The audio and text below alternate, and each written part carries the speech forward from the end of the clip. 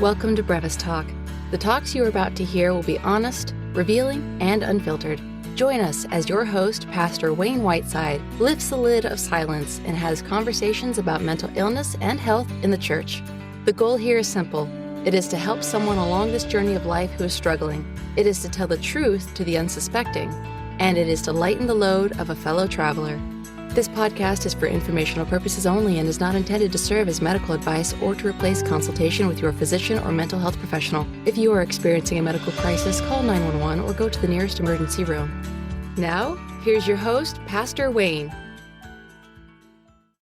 In today's Brevis Talk, we talk about William Cowper, the English poet and hymn writer, who is best known for the hymns, "There is a Fountain," and "God Moves in a Mysterious Way."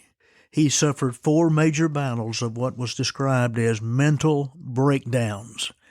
He had his first mental breakdown when he was 28 years of age and attempted to take his life. He was then placed into an asylum. 3 years later, he would try opioids and several other methods to attempt self-harm. At age 32, he was committed to another asylum, and it was during this stay at this asylum that he was converted to Jesus Christ. Cowper found a Bible on a bench in a garden area of the asylum, and he began to read that Bible. He would later state that upon reading Romans chapter 3, verse 25, that he was converted to Christ. Everyone would be blessed to have such a dear friend and supporter as Cowper did. His friend is best known for another hymn, "Amazing Grace." His friend was John Newton, and he became Cowper's pastor, counselor, and friend. Cowper would say at the end of his life, "A sincere or more affectionate friend no man ever had." Newton would often take Cowper on long walks and have him do church visitation with him to keep Cowper from being lonely and becoming even more reclusive. At 55 years of age, Cowper suffered his 4th mental breakdown, and at 61 years of age, he wrote that he always seemed to be scrambling in the dark among the rocks and crevices. What to make of this lifelong struggle? His mother miscarried 3 times before he was born. His mother died when he was 6 years of age. He was constantly bullied as he was in boarding school. And you ask, could these experiences have contributed to his despair? Well, we don't know the inner workings in the heart of William Cowper. We don't know the inner workings of the heart of anyone. We do know that his struggles were major and often at long stretches.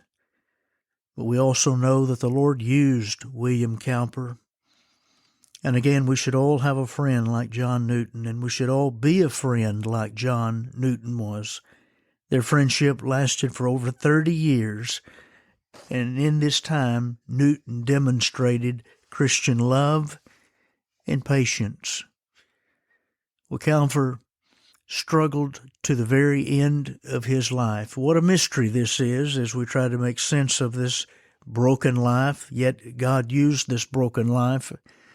We can simply say that our struggles are often not someone else's struggles, and their struggles are often not our struggles.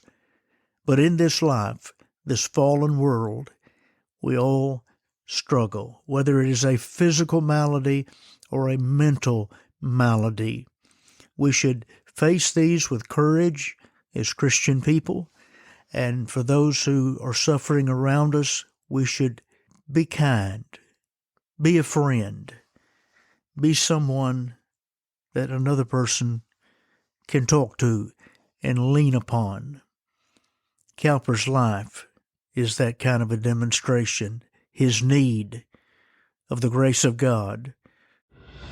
And that concludes our broadcast today. Please don't forget to subscribe to the podcast through Apple Podcasts, Spotify, Google Podcasts, or wherever you get your podcasts.